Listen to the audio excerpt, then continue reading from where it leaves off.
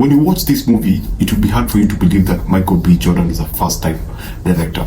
And I think this is the effect that comes from hanging around production for a very long time. I think the idea that he has been able to work with very many directors has given him the ability to actually direct a film.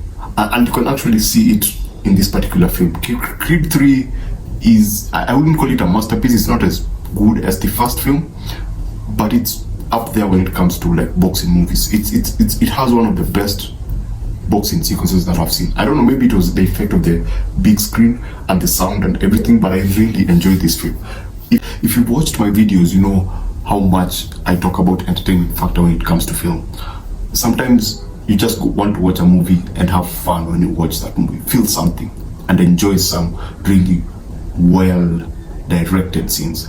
This is one of those films. In terms of heart, in terms of emotions, it balances the emotions and the intense action set pieces that are brought to life by Jonathan Majors. Oh my goodness, Jonathan Majors is everything that people are saying that he is in this particular film.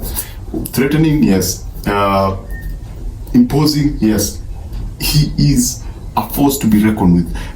According to me, when you look at all the Rocky villain, all the Rocky opponents and the Creed opponents, he's up there. I think he's one of the best that we've seen so far. And back to Michael B. Jordan. Do I think that everything was done perfectly? Now, nothing is new when it comes to this. The idea is not new, it's recycled. You've seen this before. This in fact, what you're thinking about when you're going to see this film, it's some things may turn out the way you expect them to turn out. There's nothing I would call new, but the direction is different. The feel and the emotional tones are very, very well thought through, and that's what I was talking about. That's why I was talking about Michael B. Jordan being somehow of a phenomenon, because for first-time director, the ability to balance all these themes and to just make them make sense in less than 2 hours, for me is baffling. Because I've seen very many movies by first-time directors, and you can actually just see the loopholes. You can see some challenges when it comes to direction, but it feels like balancing all the emotional tones. And if you watch the film, you'll understand what I'm talking about. All the emotional tones, and then directing the insane action set pieces in the ring. That for me was amazing, and it gives the action set pieces its own different direction. I've not seen some of the things that he introduced. I've not seen them in any Rocky movies or the previous Creed movies. There are one or two things that he introduced. He gave it his own flair. Again, I think he has mentioned that he was actually influenced by anime, and I don't know if it's true or not, but you can see one or two things that he does differently. So, do I have any issues with this film? No, I don't. Okay, there are the obvious plot holes, but do I really care about the plot holes? I just want to be entertained. Structure your film, let me have fun. Convince me, sell me the story using your character, sell me the story using performances, and I won't care about the plot holes. You may have the biggest plot holes possible, but if you just get the characters right, get the performances right, and get the action set pieces right, and I'm entertained after I leave the room, yeah, I'm good. The performances were incredible, actually. As I mentioned, Jonathan Majors, but that's not the only person. Tessa Thompson did not have a lot to do, but when she was on screen, she nailed it. She was very convincing. There's the daughter, the father-daughter relationship. Oh my goodness. And the daughter is deaf, so that brings a totally different dynamic into the story, and it just makes everything kind of emotional. And that's why I'm talking about Michael B. Jordan being able to like properly direct some really emotional scenes. The father-daughter relationship I liked. I very much enjoyed that. Jonathan Majors versus Adonis Creed. Jonathan Majors versus Michael B. Jordan was, for me, the highlight of the film, and they did something totally different with the last fight scene. They did something very creative with it that just makes the whole conflict between the two, because the conflict is not only a fight, a physical conflict, there's also a very emotional conflict. You understand where Jonathan Majors is coming from, because the movie begins with a flashback, and it takes you back to their relationship when they were growing up, and you see where Jonathan Majors is coming from. Again, Michael B. Jordan was able to capture the villain so well.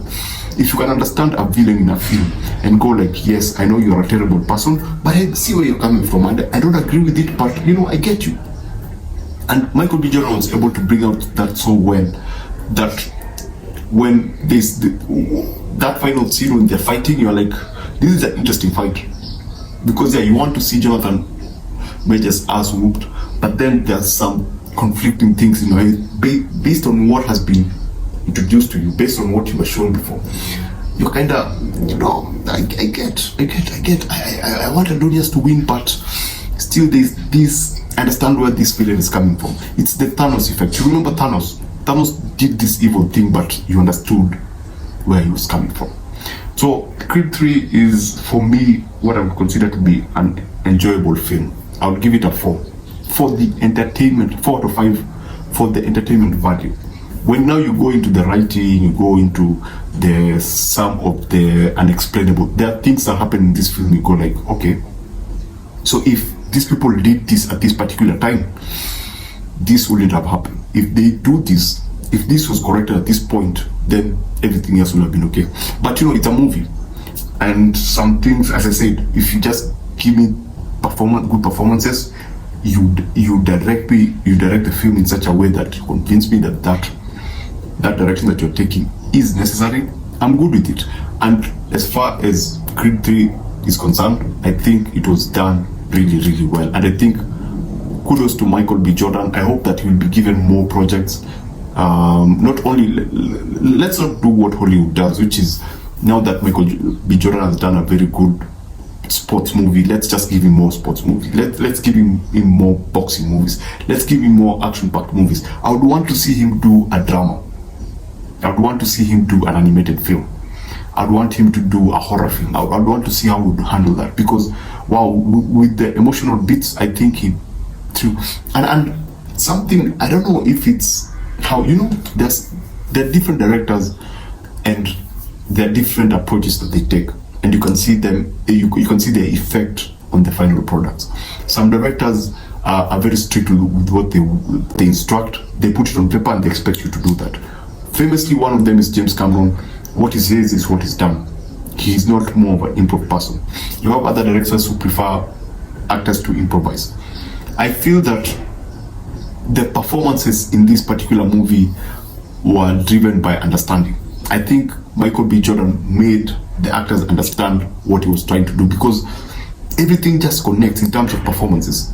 Everything just connects in a way that I've never truly understood. It has that Black Panther performances. You remember Black Panther, when the first one came out and the second one came out, in terms of performances, the actors felt like they were giving it their all. It felt like they were giving it 100%. It felt that they knew that they were in a big film and they were giving it their all.